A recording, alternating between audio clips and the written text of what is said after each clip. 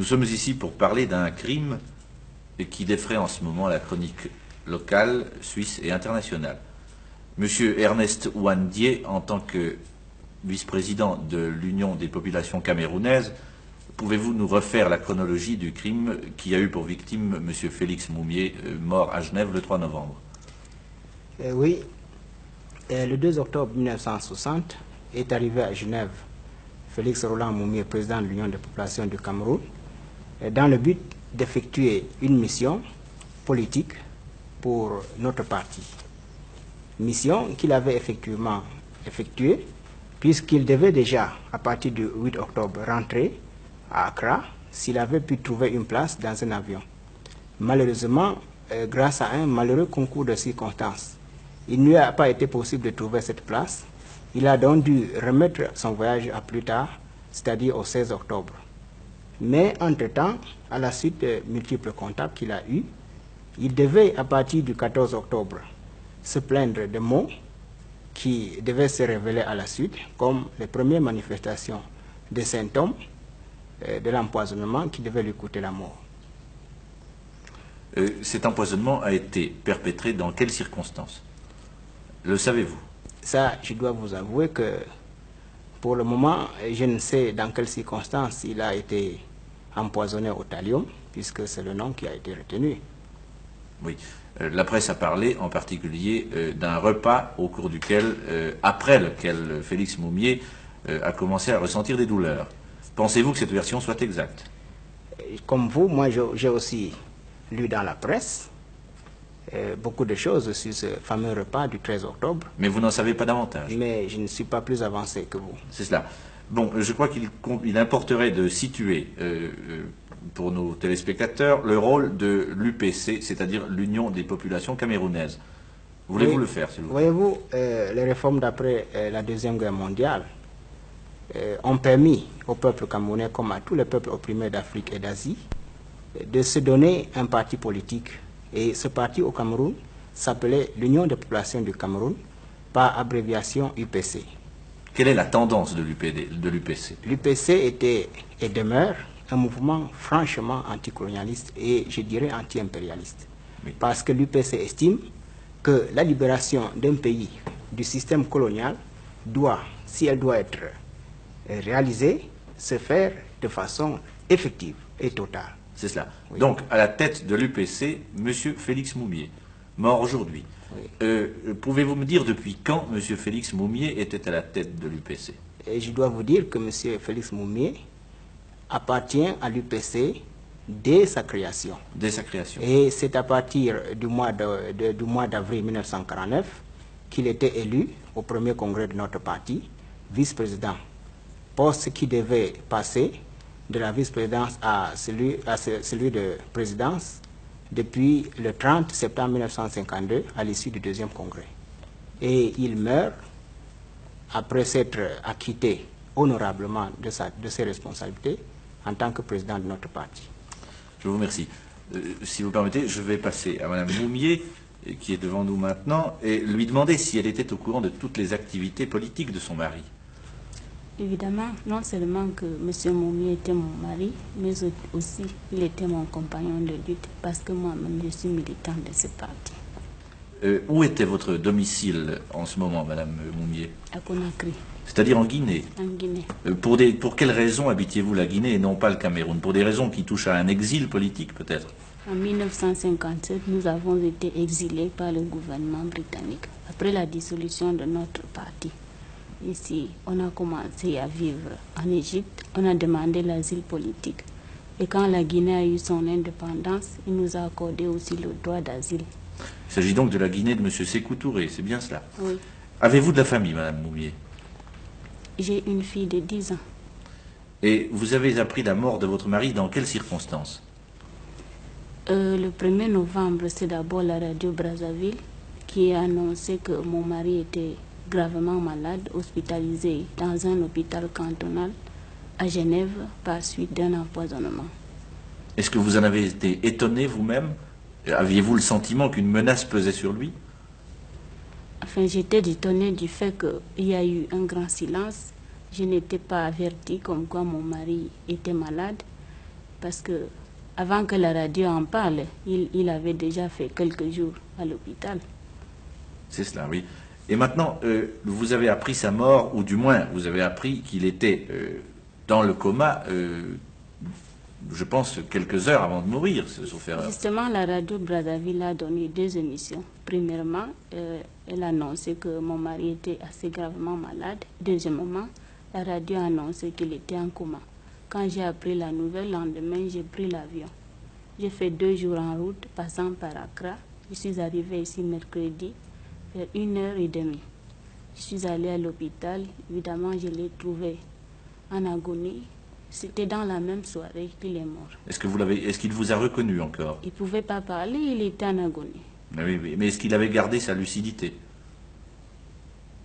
Non, il ne vous a pas reconnu, pas du tout. Il était en agonie, les yeux fermés, la bouche fermée. Il ne bougeait pas. Il était paralysé. toujours dans ce poumon d'acier. Comment, oui. Oui, où il avait passé plusieurs jours, sauf erreur, c'est cela. Bon, je voulais vous demander, madame, vous m'excuserez de prolonger, mais cette affaire est d'une telle importance que nous devons franchir certaines limites tout de même. On pense généralement, depuis que votre mari est mort, que lui seul n'était pas visé et que d'autres personnes le sont probablement aussi. Avez-vous le sentiment qu'une menace pèse sur vous? Oh, ce n'est pas une menace qui commence aujourd'hui. Moi-même, je suis militante de ce parti il y a 10 ans. J'ai échappé à beaucoup d'attentats ensemble avec mon mari, où on a failli être tué. Partout où nous passons, nous avons les ennemis qui ont leurs espions un peu partout, ou les agents qui organisent tout le temps des complots contre nous. Vous êtes, vous, monsieur Ouandie, du même avis que madame Moumié? Je suis parfaitement de son avis, parce que lorsque vous avez choisi la voie de la lutte pour une indépendance véritable, vous devez nécessairement vous attendre à tout moment au coup dur que vous portent les impérialistes. Mais nous avons l'habitude de dire que c'est parce que les impérialistes nous portent beaucoup de coups que nous sommes devenus et nous devenons chaque jour plus aguerris pour la lutte. Bon, hormis ces considérations futuristes, dirons-nous, pouvez-vous me dire si vous avez la possibilité de mettre un nom sur cette menace? Vous parlez d'impérialiste, mais pouvez-vous préciser les choses? Oui, et moi je dois vous dire... Excusez-moi, si nous pouvons aller plus directement encore, pouvez-vous mettre un nom sur l'auteur du crime qui a provoqué la mort de M. Moumié? Oui, dans ce crime précis, le gouvernement français porte une lourde responsabilité et c'est de ce côté-là qu'il faut chercher les responsables. Nous détenons des preuves que nous ferons valoir en temps opportun. Et vous ne pouvez pas nous faire état de quelques-unes de ces preuves en ce moment? En tout cas, pour le moment, je crois que... Il était question de Main Rouge. Partagez-vous cet avis? Et je la partage entièrement. C'est une organisation qui opère et qui est attachée directement au 2e bureau français, qui opère non seulement dans votre pays, mais en Belgique, en Allemagne de l'Ouest, en Italie, et qui a déjà fait beaucoup de victimes dans les milieux nationalistes africains. Et dans l'UPC en particulier, avez-vous le sentiment que la Main Rouge ait effectivement fait quelque action de ce genre? L'année dernière, je me trouvais à Londres, en route pour les Nations Unies, où je devais être entendu comme pétitionnaire. Et comme par hasard, je m'y suis trouvé avec le président de notre parti, qui, lui, devait effectuer une mission en Europe. Et précisément, il a été menacé par un agent qui avait dit clairement qu'il était de la Main Rouge. Bien. Vous me parlez de Main Rouge. Estimez-vous que cette organisation a des complices? Et pourrait-on voir un complice de cette organisation contre-terroriste dans la personne de cette demoiselle X dont on a beaucoup parlé ces temps-ci? Voyez-vous, je pense que l'organisation de la Main Rouge est si spécialisée dans les crimes qu'elle peut utiliser certains moyens de diversion pour éloigner ceux qui mènent l'enquête de véritables pistes. Aussi, nous pensons qu'il ne faudrait pas s'attarder sur ce que nous estimons être des questions secondaires. Madame Moumié, je reviens à vous maintenant pour évoquer à nouveau et tâcher d'aller plus loin dans cette question de menace dont nous parlions tout à l'heure. On a dit aujourd'hui que vous aviez découvert une cartouche à proximité de votre lit dans la chambre d'hôtel que vous occupez à Genève. Est-ce que c'est exact? Évidemment, le matin, je devais me lever pour aller prendre mon déjeuner. J'étais encore couché sur mon lit. Il y a un de mes compatriotes qui a trouvé une cartouche au bas de mon lit. Moi-même, je ne savais pas de quoi que c'était. Évidemment, notre devoir était d'alerter la police. Ce n'est pas même parce qu'on a peur, mais normalement, la police devrait prendre connaissance. C'est pourquoi j'ai appelé la police. Ils ont fait venir un spécialiste qui a pris la cartouche. Jusqu'ici, moi-même, je ne sais pas de quoi c'était. Quelle forme avait cette cartouche? Était-elle d'un calibre ordinaire? Je ne sais pas. Je n'ai pas touché. Le savez-vous, monsieur Wandié? Justement, j'ai vu, si vous voulez, c'était réellement cela. L'objet avait la forme d'une cartouche, avec un bout, malheureusement, qui avait plutôt la couleur d'un objet différent. Ce n'était donc pas une cartouche unie, si vous voulez. Oui. Oui, oui. Mais avez-vous le sentiment que c'était un projectile à mettre dans un instrument à percussion, c'est-à-dire un fusil, un revolver? Oui, oui, je vous ai dit tout à l'heure que nous ne souffrons pas de l'espionnite. Oui. Mais, qu'au même moment, comme révolutionnaires, nous sommes vigilants. Bien sûr, oui. Oui, c'est dans ce cadre qu'on a alerté la police, mais nous ne nous laissons pas moralement ébranler. Oui, bien sûr, mais revenons à la cartouche. La Oui. cartouche ne se trouvait là pas là par hasard, j'imagine. Oui, il appartient à la police de mener l'enquête pour savoir comment cet objet Oui, s'est il y a trouvé là. enquête, effectivement. Mais avant de parler de l'enquête, si nous pouvons en parler, pensez-vous que vous ayez besoin d'une protection? Nous n'avons pas besoin d'une protection spéciale. Qu'entendez-vous par protection spéciale? Parce que il nous a été proposé hier une protection spéciale. Il nous a été proposé une protection spéciale. C'est-à-dire par agent civil? Oui, oui, agent civil qui devrait venir et rester devant notre chambre jour et nuit. On vous l'a offert? Oui, oui, on nous l'a offert hier, nous l'avons décliné parce que nous estimons que notre passage en Suisse ne doit pas imposer des heures supplémentaires aux agents de la police, dès lors que, comme tous les autres citoyens, nous bénéficions déjà de la protection générale. Mais je veux bien, mais ce qui vient de se passer avec votre président, M. Félix Moumié, pourrait vous arriver aussi. Ne parlons pas de malheur, mais j'imagine que vous n'êtes tout de même pas des citoyens ordinaires. Et oui. à ce titre-là, on peut un peu s'étonner que vous décliniez la protection de la police quand elle vous est offerte. En tout cas, nous préférons que la police nous protège à distance. C'est cela, avec un peu de discrétion. Oui, c'est ça. Maintenant, estimez-vous qu'il soit possible que l'enquête fasse la preuve exacte des responsabilités dans le crime dont nous avons parlé? Tout dépend de la manière dont cette enquête sera conduite. Vous voulez dire par là qu'il pourrait y avoir certaines interférences d'ordre politique, j'imagine? Ce sont là nos craintes. Ce sont vos craintes. Oui. Et encore une fois, pouvez-vous désigner la nature de ces craintes et ce qui vous les inspire un peu? Ah, vous savez, ce n'est pas le premier crime de ce genre qui a été commis. Mais enfin, Je ne dis pas qui pensez-vous qu'intéresse la conduite de cette enquête dans l'impasse? Bon, le gouvernement français a intérêt à ce que le silence le plus complet soit fait autour de cette affaire. Oui, mais enfin, crime il y a. Il me semble qu'on doit quand même établir des responsabilités. Parfaitement. Et c'est pourquoi nous disons que ceux qui sont chargés de l'enquête devrait se placer au-dessus des considérations politiques et partisanes. Mais justement, vous parlez du gouvernement français comme s'il était à Genève, le gouvernement français. Vous êtes en Suisse, monsieur Wandié. Oui, je comprends parfaitement, mais vous n'oubliez pas qu'il y a les relations d'État à État. Ah bon? Oui, oui. Bon, ceci est un terrain assez particulier sur lequel nous n'avons pas à nous aventurer. C'est ça. Je crois qu'il serait peut-être utile maintenant de vous poser la question suivante. Pouvez-vous nous préciser le sens de la mission que M. Félix Moumié venait effectuer en Suisse? M. Moumié Félix venait effectuer en Suisse une mission politique. De quelle nature? Eh bien, une mission politique de propagande, d'information auprès de l'opinion publique de Suisse, parce qu'à un moment donné, nous avons cru qu'on pouvait donner un certain contenu à la neutralité dont se réclamaient les autorités helvétiques. Et vous dites bien que vous y aviez cru, et aujourd'hui? Ah, je ne dis pas que... En tout cas, nous y avons cru. Je préfère m'en tenir là. Bien. Que va devenir maintenant l'UPC, maintenant qu'elle est décapitée, que son chef a disparu?